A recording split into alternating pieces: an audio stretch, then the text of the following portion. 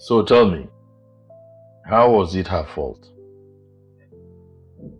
2 years after we got married, Abike began to deny me sex.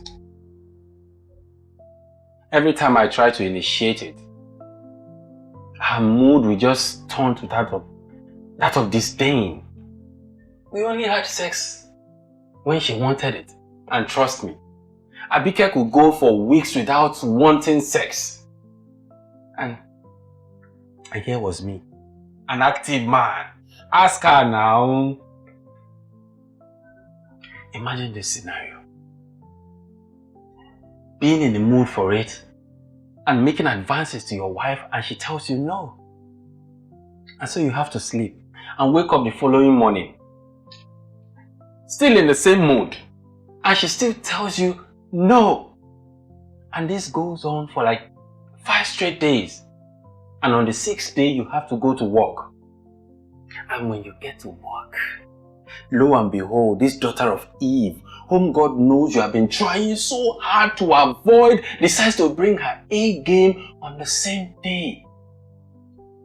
And now your guards are down. Because you have been sex-starved by your wife. Let me speak. I am not trying to justify all of this. But if my so-called wife has been performing her duties, there will be no need for me to, ask any other person to perform it for her. Just imagine being in the mood for it for 6 straight days. An active man like me.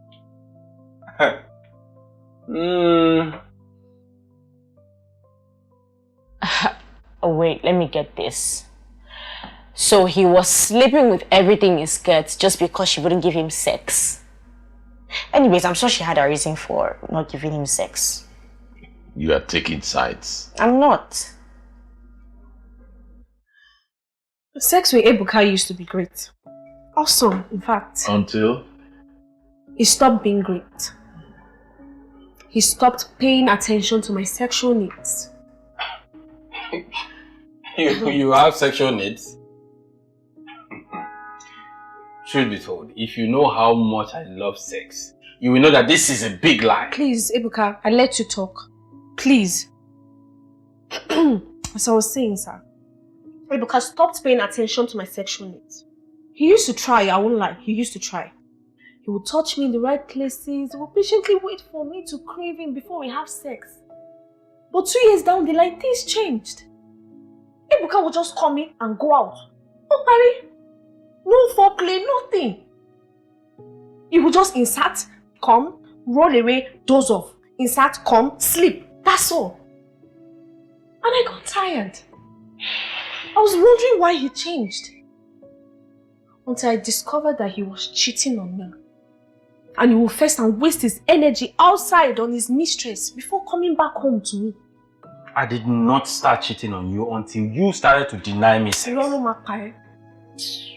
I started to withdraw when you started to waste your energy outside and you now turned my vagina into a dumping site.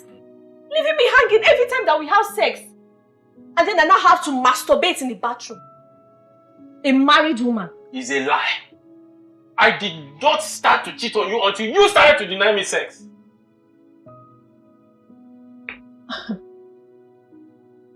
What do you mean he wasn't lying? So Abike was lying?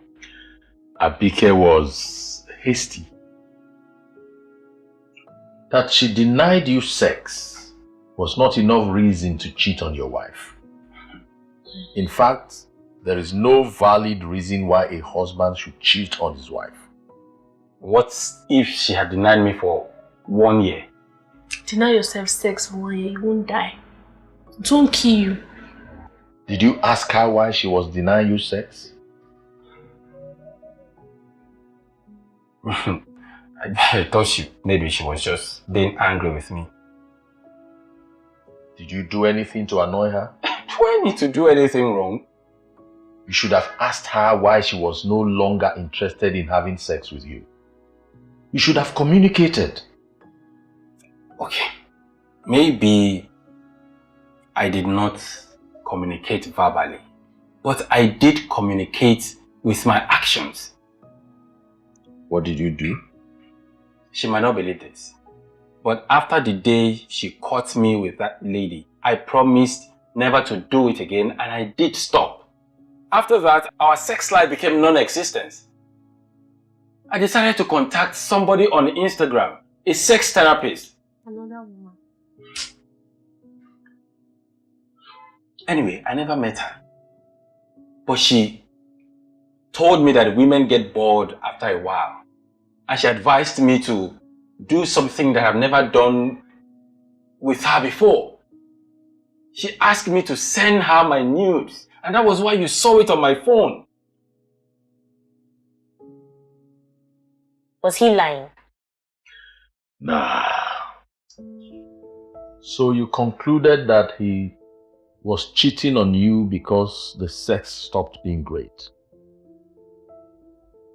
Not just that, sir. Ebuka was keeping late nights too. He would come back around 11 p.m., 12. He would say he had work to finish up. Oh, you concluded that he was cheating on you because he was keeping late nights and the sex stopped being great?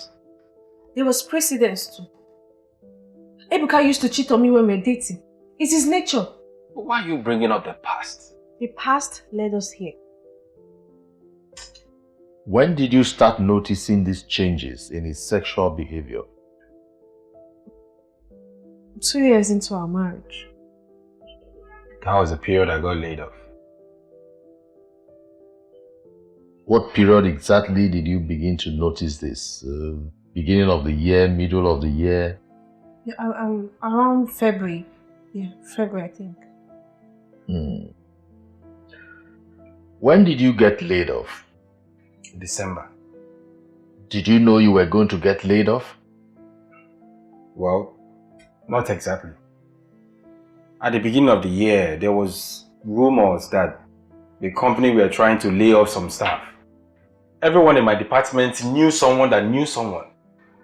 I didn't know anybody. So all I knew was hard work. I had to work my ass off. So you were not laid off until December that year? Yes. I survived the first wave and the second wave. The third wave hit me. I see. Can you remember the first time you cheated on her? That was sometime in March. But what has this got to do with anything anyway? So you're saying the mental, physical stress he was going through that period affected his sexual performance? Exactly. Is that even possible? Of course it is. But is that enough reason to cheat on your wife? No. There is no excuse for cheating. Good. Did you ask him why his sexual behavior changed? No. Don't you think it would have been better to have asked him why rather than just conclude? She didn't need to. There was precedence. He didn't prove anything. Are you blaming the victim here? No, but we cannot deny her fault. I'll never understand marriage. Sir, his actions were kind of obvious that he was cheating. All I had to do was just put 2 and 2 together. The late nights, the history with women, these were hard evidence. People say action speaks louder than words. I do not disagree. However, what they fail to understand is that words speak clearer than actions. Actions may be misunderstood, but words hardly. A certain George Bernard Shaw once said that the single biggest problem is the illusion that communication has taken place.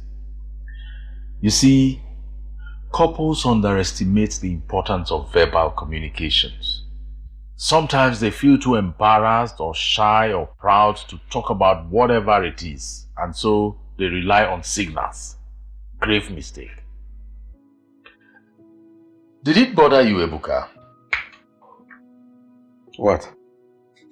The fact that you were going to be laid off, did it bother you? What kind of question is that? Who would not be bothered? Knowing that you are going to be laid off. I was indeed bothered. I thought about it day and night. How we are going to survive. The food, the rent, the school fees. You didn't think it was wise to share it with your wife? What would she have done? Prevented it from happening? Nah.